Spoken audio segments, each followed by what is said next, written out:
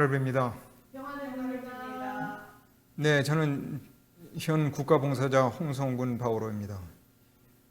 여러분들과 함께 앞으로 몇 과를 같이 공부하겠습니다. 처음 공부할 과는 형제애와 작은 자의 삶입니다. 시작 기도로 회칙 제13조 같이 읽고 시작하겠습니다. 성부께서 많은 형제들의 맞이이신 성자의 모습을 각 사람 안에서 보시는 것과 같이 형제 자매도 모든 사람을 주님의 선물이자 그리스도의 모상으로 겸손하고 관대한 마음으로 받아들일 것이다. 형제 자매는 형제의 정신으로 모든 사람들, 특히 가장 보잘것없는 이들과 동등하다는 것을 기쁘게 받아들여야 한다. 그리고 그들을 위해서 그리스도로 말미암아 구원된 피조물답게 살 수 있는 합당한 생활 여건을 조성하도록 노력해야 한다. 네, 이게 이번 과에서 같이 공부할 회칙 제13조입니다. 자, 이 회칙 제13조의 내용은 한마디로 사람에 대한 이야기입니다. 그래서 사람이, 회칙 제13조는 사람에 대한 규정입니다. 그래서 사람은 어떤 존재이며 서로를 어떻게 대해야 하는지를 규정하고 있습니다. 그래서 사람에 대한 교회의 가르침과 성 프란치스코의 가르침을 꿰뚫어서 그 핵심을 정리한 프란치스칸 인간학이라고 이름 붙일 수 있겠습니다. 13가의 내용은. 자, 사람에 대해서 제일 먼저 생각해야 될 게 뭘까요? 사람이 존엄한 존재라는 것이죠. 그래서 그걸 보통 인간 존엄성이라고 말합니다. 사람이 고귀한 존재임은 누구나 다 인정하고 있습니다. 서로를 그렇게 대하는 것은 당연한 귀결입니다. 고귀한 존재이기 때문에. 그것을 대한민국 헌법이 이렇게 규정하고 있어요. 제10조 1항. 모든 국민은 인간으로서의 존엄과 가치를 가지며 행복을 추구할 권리를 가진다라고 규정하고 있습니다. 유엔 인권선언 제1조를 같이 보면 모든 인간은 태어날 때부터 자유로우며 그 존엄과 권리에 있어 동등하다. 이렇게 되어 있습니다. 대한민국 헌법과 유엔 인권선언을 먼저 여기에 올려놓은 이유는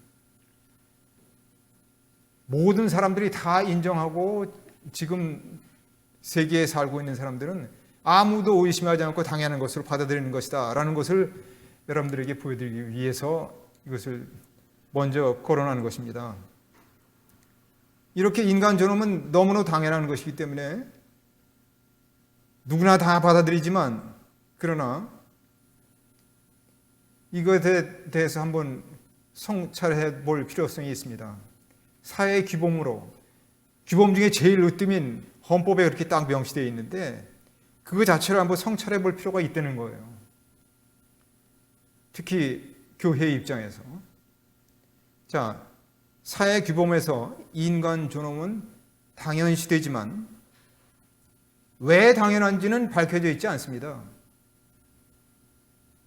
그 헌법 조문도 그렇고 유엔 인권선언도 보면 인간이 어떤 존재이기 때문에 존엄하다라고 그걸 설명하지 않아요. 그냥 존엄하다고 얘기했어요.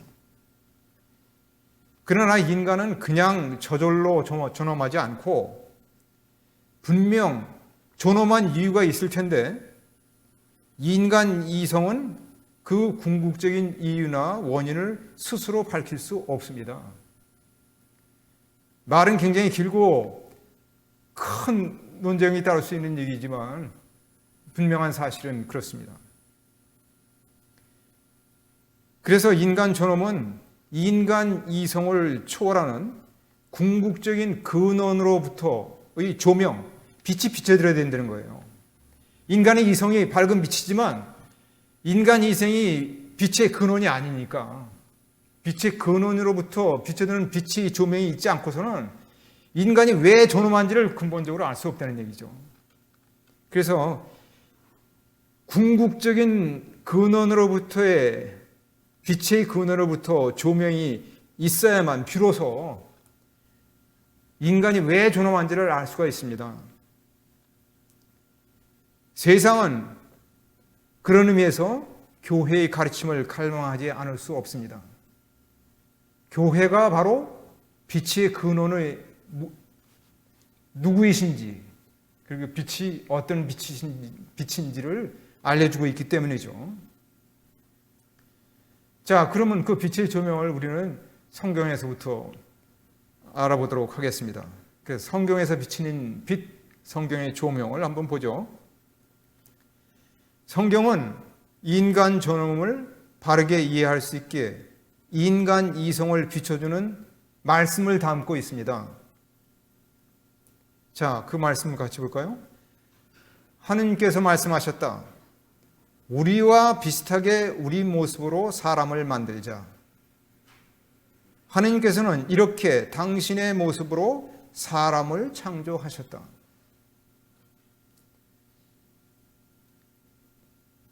인간이 존엄성을 지니는 것은 이렇게 창조주 하느님께서 인간을 창조하실 때 바로 당신의 속성을 우리에게 불어 넣으셨기 때문입니다. 인간이 그냥 자기 혼자 저절로 존엄하는 것이 아니고 그 안에 창조주의 그 얼굴이 새겨져 있기 때문에 그래요. 그래서 존엄한 겁니다. 일반 사회에서는 이 규범을 거론할 수가 없습니다. 역사적으로는 그 서구 근대 시민민주주의가 시작되면서 종교로부터 멀어지면서 종교적인 담론을 자꾸 멀리하려고 하는 데서 오는 것이고, 현대에서는 종교의 자유이기 때문에 어떤 특정 종교가 사회 전체를 규정하는 것으로서 그 교리 내용이 규정할 수가 없다는 그런 한계 때문에 그렇긴 한 것인데, 여하튼 이게 우리가 이 사회 규범에서 밝혀져 있지 않은 인간 존엄의 근원입니다.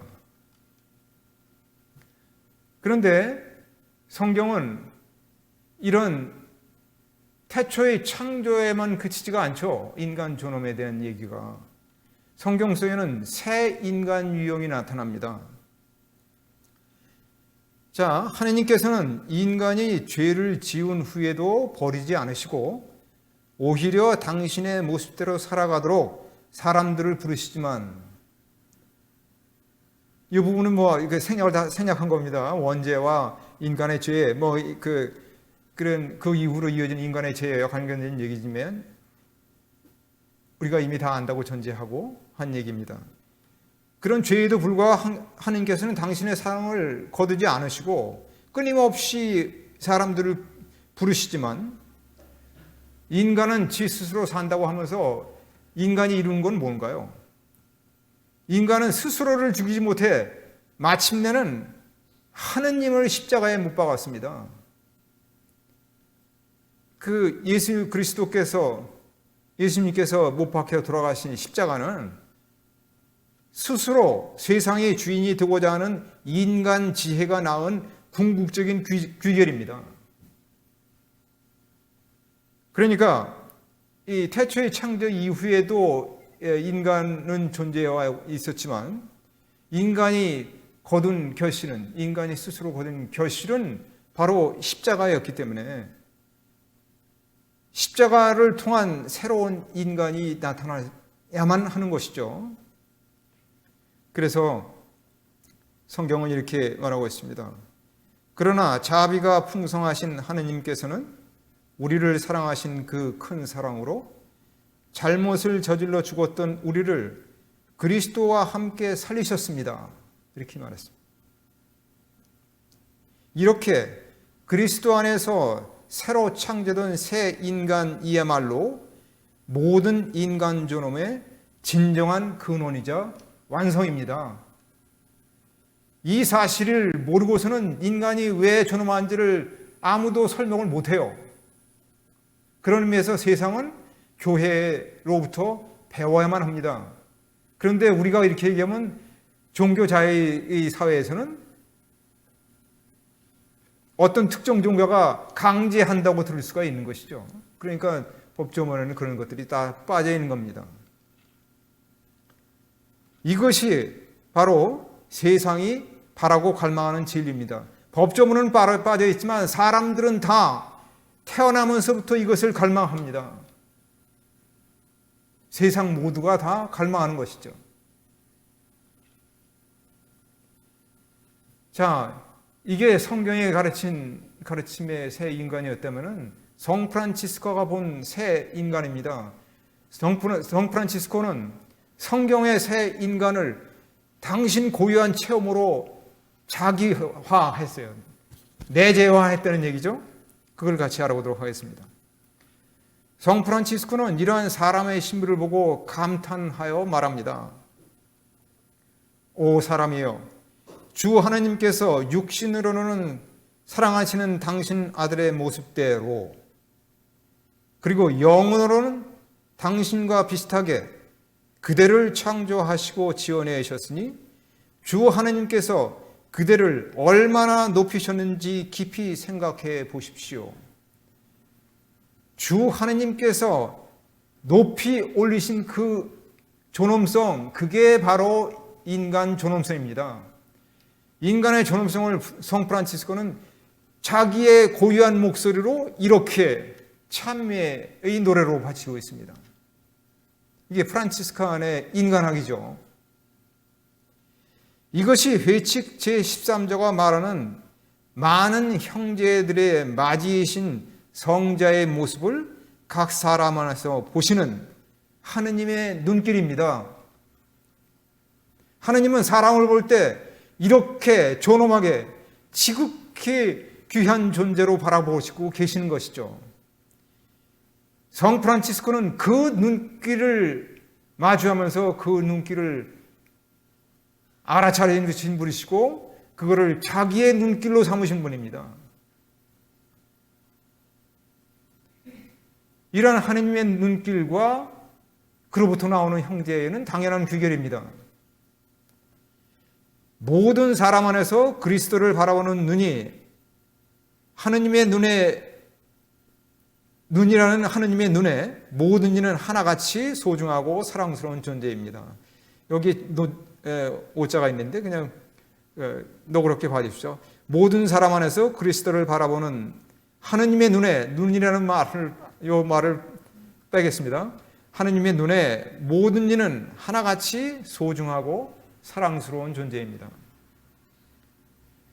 성 프란치스코가 사람을 대하는 눈길은 바로 이 하느님의 눈길입니다.